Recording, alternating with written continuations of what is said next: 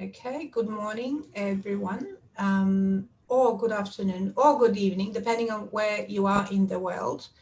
Um, Today's session, which is about to start in 2 minutes, so we're gathering people together, is such a privilege for me because we've got a very special guest, and I'll introduce him. You can see him on your screen. This is a very suave and sophisticated man there. His name is Bernard Korbman. I'll tell you more about him in a moment as we're gathering. But today's session is on a journey by a client or an ex-client. Bernard is also someone that's a very good friend. So he's been told to only say good things about me and Polaron. We will be very interested to hear about his journey, his reasons, and also his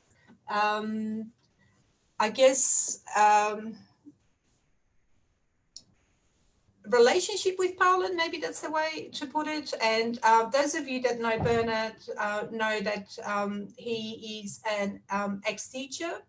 He's also the ex-CEO of the Holocaust Centre here in Melbourne.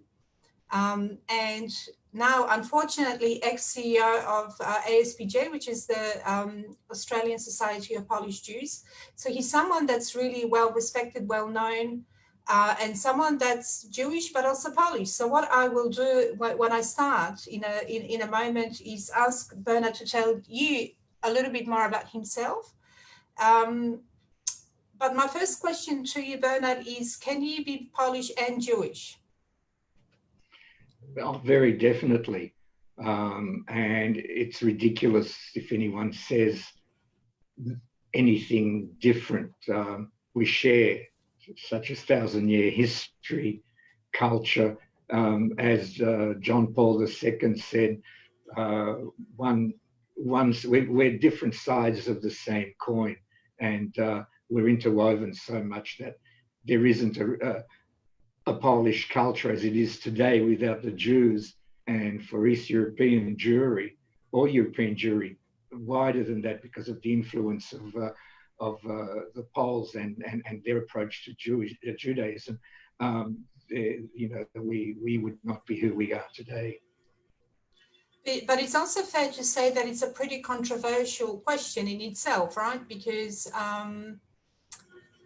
it is history that's that's got a few sort of negative edges around it. So I'm wondering if you could tell our listeners as we're gathering why you've decided to pursue this Polish citizenship thing, given the history and given maybe your family's history. Maybe you could tell us first off about who's Polish in your family and where they come from, and just a bit more about your motivation for pursuing this.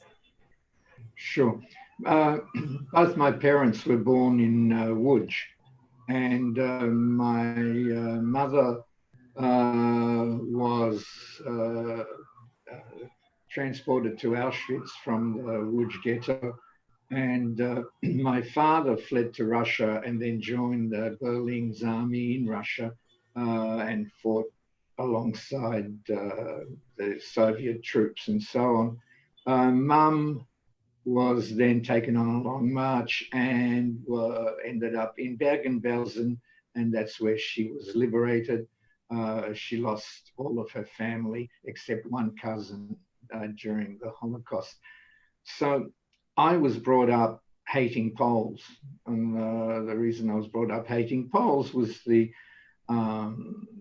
notion that all Poles gave Jews away. They blackmailed Jews, and once the Jews had no money, they turned them in, and Poles were basically the greatest bastards in the world.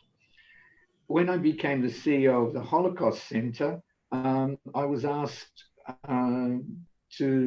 invited to go to Poland with a group of academics from Yad Vashem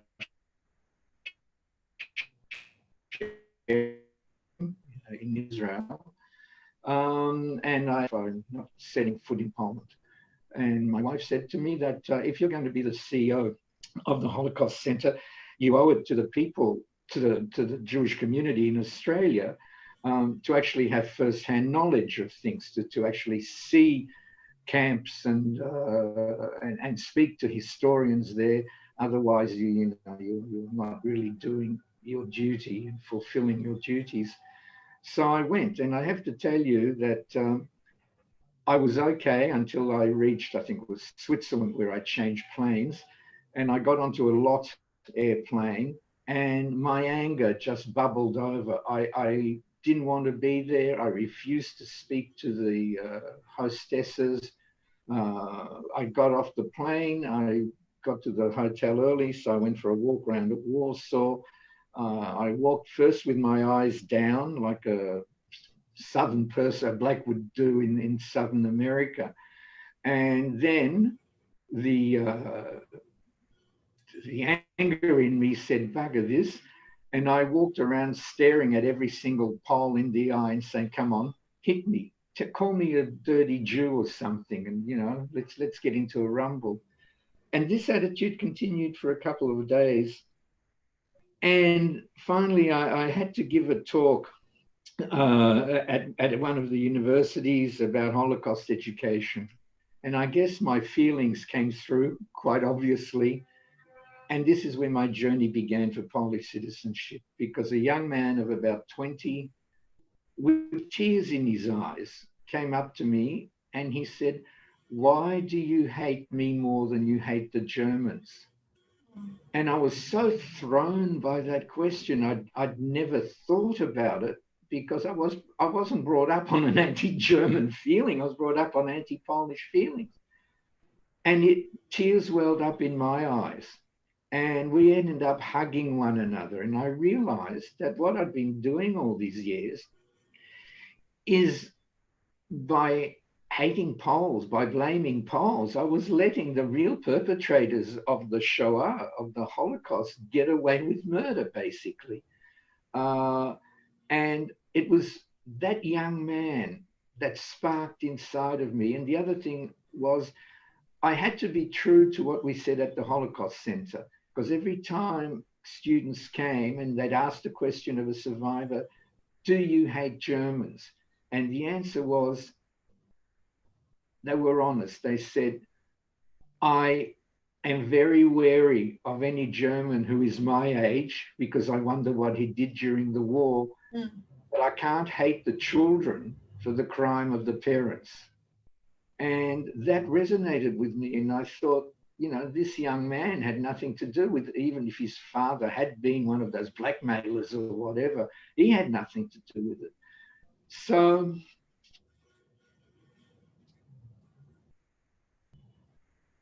that changed.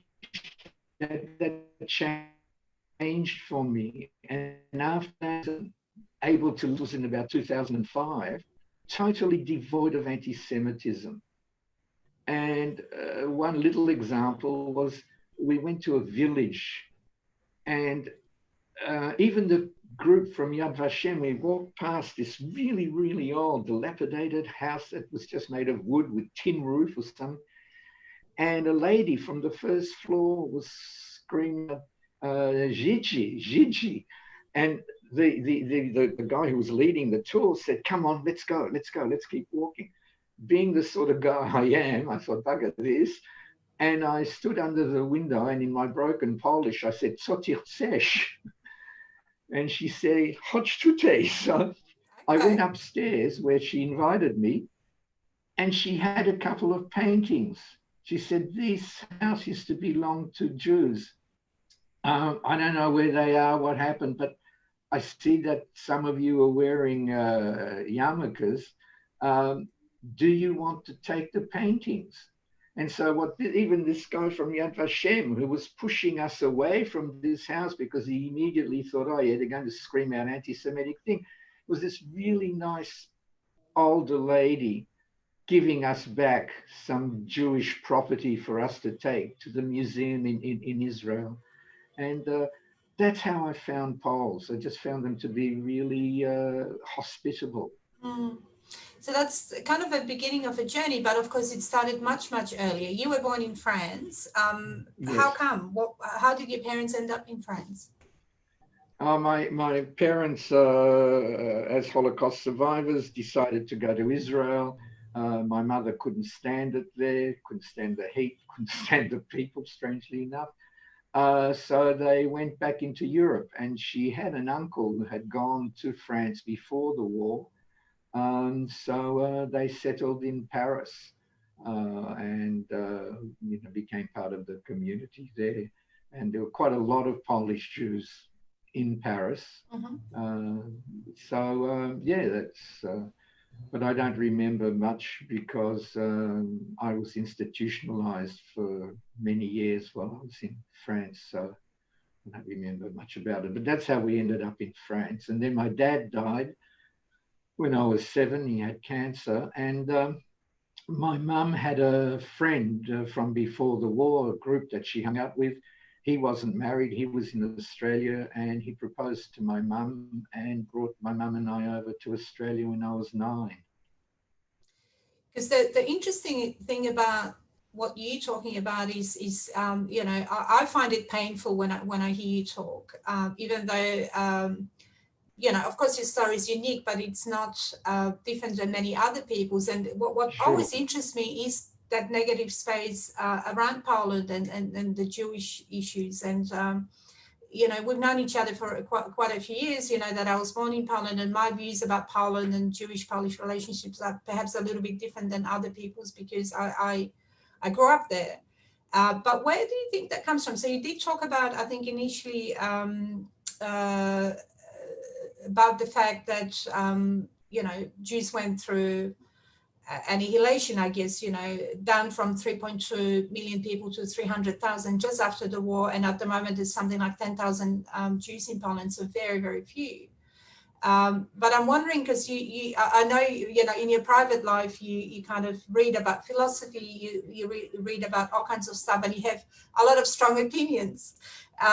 So at the risk of finding out something that I should be quaking in my boots about, what I want to ask is, for how come? Because you see, this is one thing that Polish people cannot understand. So precisely what you said about that boy that you met, like Poles are just bewildered by this hatred. And I think partly it is to do with the history that I was taught when I was growing up. And I don't want to say whitewash because there was just no Jews in Poland. There's so few families there. Why do you think that's happening or has been happening in Poland? And more to the point, what's being done about it, if anything? Right. Look, I think there are 2 issues. The first one is that it's a sense of betrayal. So many people had good friends, and then they felt betrayed by those friends. Not necessarily even that those friends sent, spotted Jews and gave them up to the Germans, but that they didn't see them anymore, and people who were close weren't, etc. But I think the other thing that unfortunately happened was that with Soviet occupation, Poles didn't know much of their own history.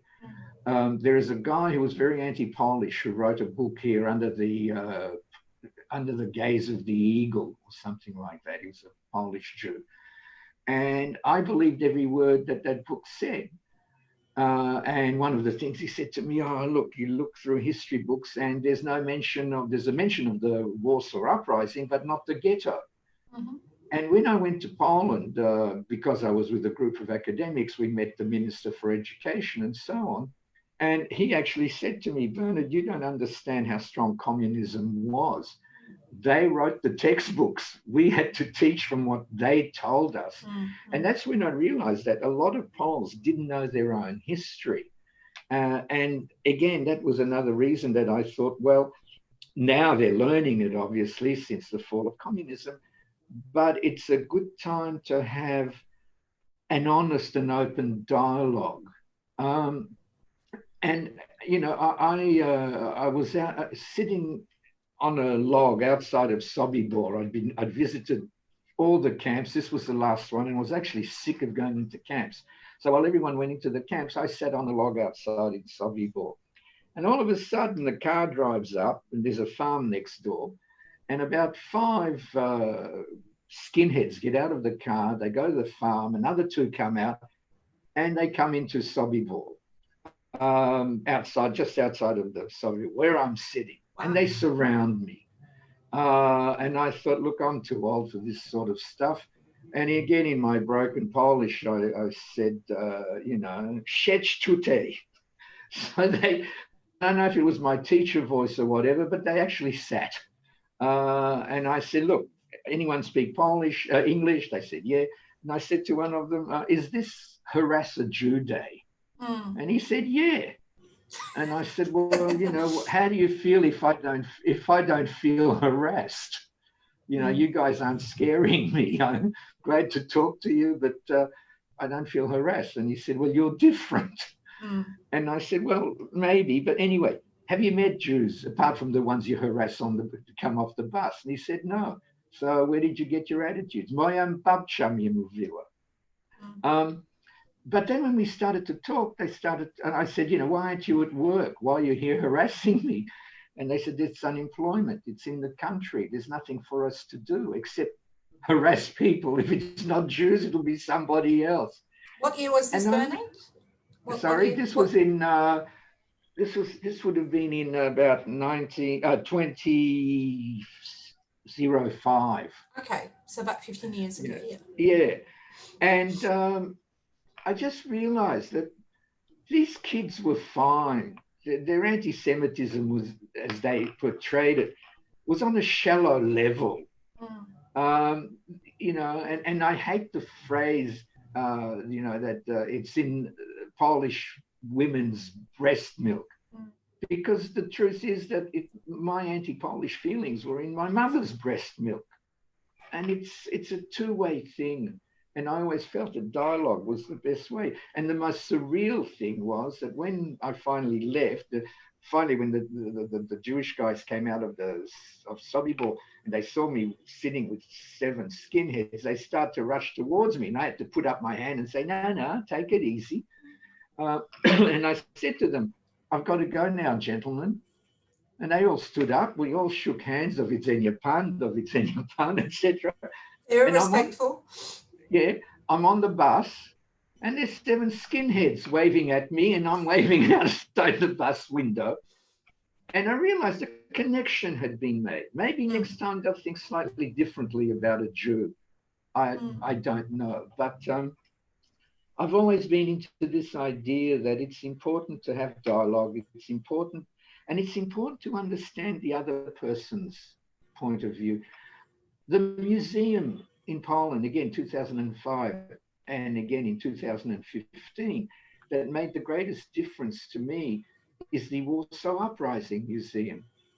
How many Jews know that Warsaw was actually wiped out and that most of the population of Warsaw after the war were people looking for work from outside of Warsaw because there weren't enough Poles to rebuild Warsaw?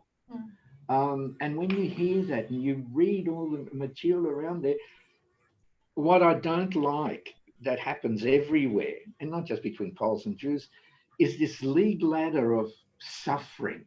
We suffered more. Yeah, well, it's like it's a competition. A competition. Jews, the Holocaust was unique. They wanted to wipe out a whole group of people. But Polish mothers also cried when their children were either murdered or killed in battle. And I keep thinking of as a parent, it doesn't matter which side you're on, you cry if you lose your mother, your father, your daughter, whoever. And the other thing is, I found it, Jews learn Holocaust history through osmosis. Whatever my mother said or father said was right. But I'm not denying the experience of survivors, seeing I've worked with them for 20 years. What I am saying is that the realities are bigger than the survivor's experience. And so, for example, many of my generation don't know that the laws in Poland were very different to the laws anywhere else in Europe. That you could be shot for harboring a Jew. This didn't necessarily happen in France. It didn't necessarily happen in Greece. But in Poland, absolutely. The other thing that people don't know in history is that, we say, oh, the Poles. Well, Norwegians, Swedes had big army units fighting on the Russian front with the Nazis. Poland didn't. Poland resisted. So there's so many historical things also that need to be clarified and need to be acknowledged if there is to be a real relationship between Jews and Poles. And I think from both sides, this is happening since the fall of communism, and even this government, which I don't like, but it's not anti-Semitic. It might allow writers to say things because of the nature of a right-wing government, but per se, I don't think it's anti-Semitic.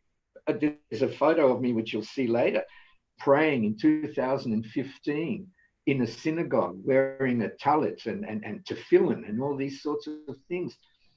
And when I came back and I showed this to my stepfather, he was amazed. Did they wait for you outside? Did they beat you up?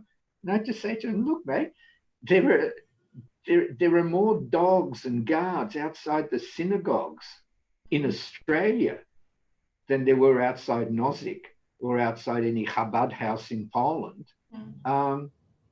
No, sometimes people stare. I went to Krakow and I went to a couple of services. Well, people may have stared at me in a sort of way, but it was because I was exotic rather than, anti-Semitic. So interesting, because I think I've known you for a few years now, but I would say, maybe it's too grand a statement, but I would say that you've dedicated your life in the last 15 years or so to build those bridges and build those relationships. And you are quite a unique person because you're plain speaking, and what you see is what you get. And I think you're very fair in how you talk about the relationships that are painful, and not all of it is particularly positive. But I think what I've learned from you is that by having that dialogue, by having that conversation, and also dedicating time to understanding people's perspectives, and certainly in Melbourne and in Australia, you've worked very hard to get closer to the Polish community. And I think the organisation, the Australian Society of Polish Jews, is very, very unique in that we actually do things together with the Polish community, and the conversations are about us rather than them and then them. Would you agree with that? Oh, very much so. And, it's little things that show that. I remember one of a Polish gentleman who has fairly right-wing views suggested I watch a film about General Niels. And when he said, oh, look, you may not like some of the things that are said there, but he still, he was comfortable enough to say, watch the film. I think it's a good film. I understand that there may be one or two sections of the film that you might find difficult to deal with or slightly offensive or whatever. And I thought to myself, what a fantastic step forward that this guy's suggesting something to me and has opened a channel for dialogue. And that's really very important. And, we've spoken to groups. And I also find Polish people are exceptionally hospitable. And I find it, and that's probably many cultures are like that. And if you break bread, if you're willing to go out of your comfort zone, people respect you for that. I remember the first time I went to Dom Polski Sirena. When I walked in there, I was stared at, not in a nasty way, but like, wow, there's someone exotic has come in, someone different. By the third visit, hi Bernard, how are you? And to the point where, and this was with the Polish Community Council, where at first we were invited and introduced very formally. But later on, it came to the point where if we didn't show up to a function, someone would ring up and say, "Are you Where's sick? Bernard? Why aren't you Yeah. here?" Or, not just Bernard, but Izzy, or Yeah. and now you. So it just shows that it's a comfortable relationship. We still talk openly. We still sometimes have disagreement over historical things. And Marianne Pavlik gave a speech once, which he quoted the brilliance of the Home Army. And a couple of survivors got really angry at that because some members of the Home Army had killed Jews. And Marianne was unaware of that. But he was fantastic. When someone approached him and said, "Look, this isn't quite accurate," they weren't aggro towards him, he said, "No, quite accurate. Come down to the Holocaust Center and we can chat." And he said, "No problems." He said, "If I've offended you, I apologize. I didn't know." Yeah. And I think that's good. And, I've apologized over a few things over my time because, as you say, I'm forthright and sometimes the mouth opens before the brain thinks. But it's a fantastic relationship with the Polish community in Australia. Right, and it is about leadership, of course, and who's holding those key positions and how open they are to that dialogue. But speaking of out of comfort zone, you went through that whole process of confirming your citizenship, and quite a few people that we have online are very interested in knowing, how long it took. Was it particularly painful? What was the process like, and also, what did you get as an outcome of it all? Because yes, you got your citizenship, now you have a passport, and other family members proceeded with it as well. But how did you find it? What happened? Could you maybe tell us a bit more about that? Sure. Firstly, one of the offshoots of having my Polish citizenship, and I feel very comfortable in Poland. I like going to Poland, and as one of my how surprised I was at how comfortable I was in Poland. He said, "Why are you surprised? You may have been born in France, you may live in Australia, but your soul is in Poland because your family history is hundreds of years in Poland. So you're home." And in that sense, he's right. And even, I remember there's a saying that people always confuse, and it's "my country right or wrong." Well, the actual quote doesn't stop there. People stop there and they then become sort of xenophobic and whatever. It's "my country right or wrong. If right, keep it right. If wrong, make it right." So I have no qualms about being a Polish citizen. I may not agree with the Polish government. I may not agree with that. But I like the Polish people. I believe in their history. They've had a very tough history, and I'm glad to be part of being able to help in any way I can within Poland itself. In terms of my journey, well, firstly, you were my first point of contact at Polaron. And as I've said before, quite openly, you were fantastic. You made the journey so easy, absolutely fantastic. And you didn't promise the unattainable. I like Polaron because Polaron is honest. And I really, really believe that. When Barbara was working here, because you became busier and busier, I could ring her any time and come in and discuss things with her. The other thing is, people don't understand. Some people say, I notice, "Oh, it's taken years," or whatever. Well, baby, if you lived in Europe or in South America or any place like that, and you want to talk about bureaucracy, they have to understand. Yeah, they have to understand the way bureaucracy works. My granddaughter had a bit of trouble because my granddaughter my daughter had died, and so my daughter obviously could not sign things on behalf of my 12-year-old granddaughter, and she didn't know who her father was. So we had to go through the Polish courts.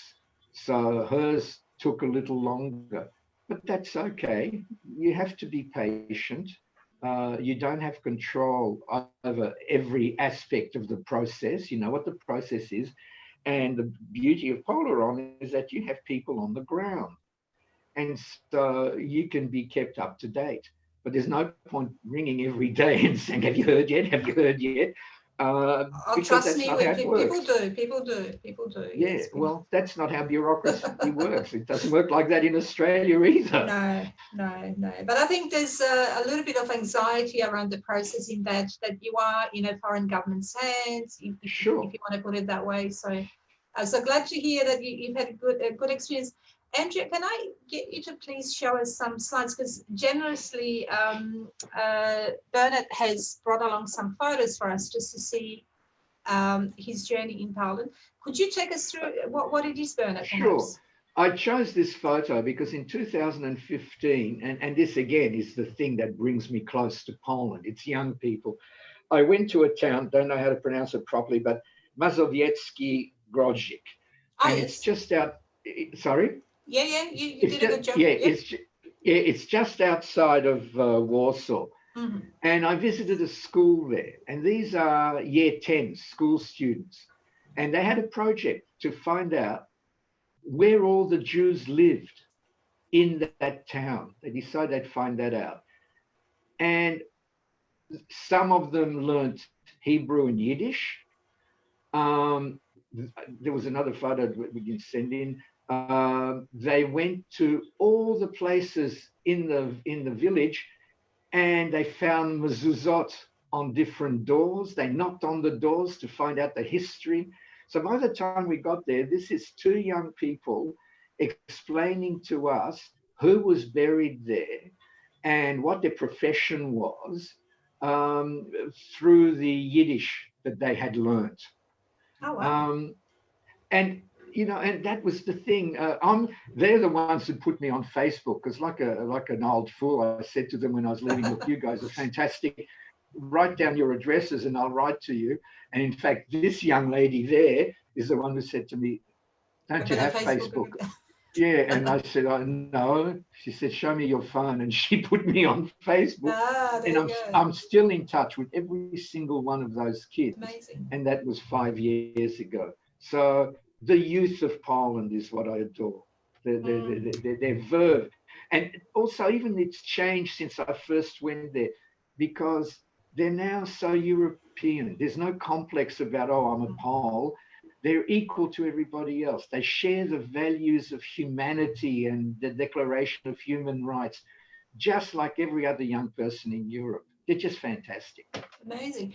Andrea, we've got a few more photos to go through. Yes, so this is your prayer. Is this in Warsaw? This is me. Where is this? Yeah, praying at the Nozick synagogue and me thinking, wow, fantastic. And I'm not going to be attacked and there's no dogs at the, guarding me or anything. And this is what I've said a few times to Poles here, to Jews here. I've had photos. No, I've said things like, "Oh, look, I went to this town and it was Rosh Hashanah and the people were in synagogue and guards were all over the place. Jewish schools had barbed wire and they, bloody Poles or whatever." And I said, "Hey, fellas, I'm talking about Melbourne. Try and get into Bialik College where you've got wire and not necessarily barbed wire, but wire and X guards and things like that." Didn't have this great. Okay, we'll go through. Yes. So this is the work that you've been doing in Melbourne, and these are the people that are friends. Yes. And you mentioned Izzy and Marian already, but maybe you can tell us, this is an exhibition, is it? This was an exhibition from Poland, and we set it up at the Beth Weitzman Center. And what was fantastic was that the Polish community were happy to come to the Beth Weitzman Center. And it was an exhibition about the righteous. And the most beautiful thing was that Father Slavik came and Rabbi Halbrun came. And Father Slavik said to me, "Do you want?" I said, "I'd like you to say a prayer for those who died during the Shoah in the Second World War, and for us for today." And he said, "Oh, shall I say it in English?" I said, "No, no, say it in Polish." And the reaction of the Polish people when Father Slavik got up and did the liturgy in his prayers in Polish was fantastic. There were tears in their eyes because they were sharing it with Jews. And then Rabbi Halbrun sang Kaddish. It was an uplifting moment of that ceremony. We've got quite a few questions too, but there's another. There's some famous people in that photo, yourself included at the back there. Who's on the photo? Tell us, who's on the photo? All right. Okay, quickly. Arnold Zabel, the writer, Magda Subensky, the entertainer. Pauline Rockman received an award we started at the ASPJ called the Slovak Award, and it's given to either a Pole or a Jew or an organization that has helped to foster closer ties between the two communities. And right at the back is George Wukazika, the Honorary Consul General. Okay, any other photos, or can we move on to questions, Andrea? Yes, so we have a couple of questions here for Bernard. Bernard, what will be your advice to people who is thinking about pursuing their Polish citizenship right now and they're not sure if they should embark on this journey? Right. Look, there are two reasons to apply for Polish citizenship. The first one, like me, I didn't need a European passport, pardon me, because I also have French citizenship, which I've renounced actually. But so I could have traveled on a French passport if I wanted to. I chose to be a Polish citizen because I liked what I saw in Poland, and I liked the people. Above all, for me, it's a people thing. On a practical level, if you've got kids or grandchildren, or if you're thinking of wanting to work in the European community, then obviously having a European passport is certainly worthwhile. What I like the term, though, for me on a personal level, is that it's not applying for a Polish citizenship, it's reclaiming my Polish citizenship. And I felt emotionally very close to that term, reclaiming, and very glad I did. Thank you, Bernard. Was it easy for you to apply for Polish citizenship for your with your grandchildren? Yes, two of them were over 8, so they applied for themselves. The one who was 12 years old, except for, going through the courts about me signing the papers, there was no problem really. As I said, it's just a matter of being patient. But we got there, and she's very happy to be a Polish citizen as well. How long did it take you and your family to confirm the Polish citizenship? Would it have been, I can't remember, probably about 1.5 years or something like that? Probably closer to 2 years, I think. Because there were some complexities, I guess, in Bernard's case with the fact that his father died quite young, and we had some documents, but not others. And, there was quite a bit of research that we had to do kind of behind the scenes because the Polish government was asking us for more records. But roughly 18 months or 2 years from memory. Yeah, right. I remember now. It was about 2 years. And one of the difficulties was that my surname in Australia is Bregovsky Korbman. I took on the Korbman part, which was my stepfather's name. So we had to straighten that out in Poland because my father's birth certificate and my birth certificate just said Brzegowski. But, you know, it was straightened out. All right. No question for now. Thank you. All right. Well, firstly, let me thank you sincerely and warmly, Bernard, for firstly, you know, dedicating your Wednesday morning when you have the radio show to worry about shortly. So I'll just give a little plug that Bernard and Dominic, who also works at Polaron, run a weekly radio show at JR, which is a Jewish radio station, which is worth listening to, because if you thought that Bernard's view was somewhat controversial, you should listen to the radio, let me tell you. And it's also very interesting, and the guys cover all kinds of topics from politics to gender issues to you know, pretty controversial things. So I won't tell you anymore. You've got to listen. But I really, on a personal level and professional level and every other way, I'm very grateful that you came along and told us what it was like for you to work with us, but also those difficult conversations. I think they're so hard to sometimes have. And I'm sure that people that watched us will benefit from it, and they will watch it later because we put it on YouTube, and you know, we try and spread the word, I guess.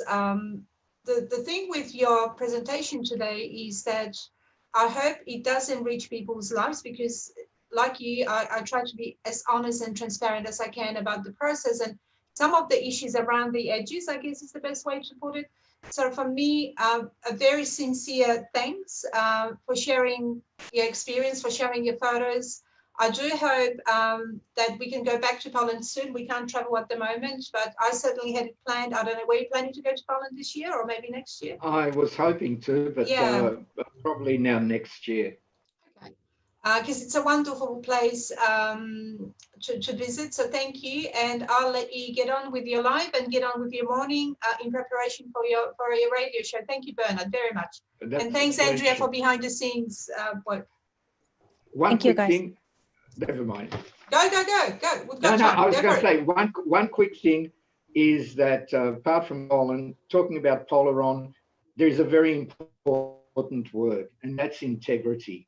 And as a business, as an organization, I believe that Polaron has great integrity and therefore is honest and trustworthy. And I would suggest that people remember that no matter what the little stumbling blocks may be.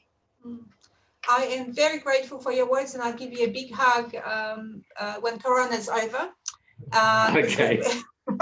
But in the meantime, a virtual hug to you, to Andrea, and everybody else that's watched. Thank you so very much.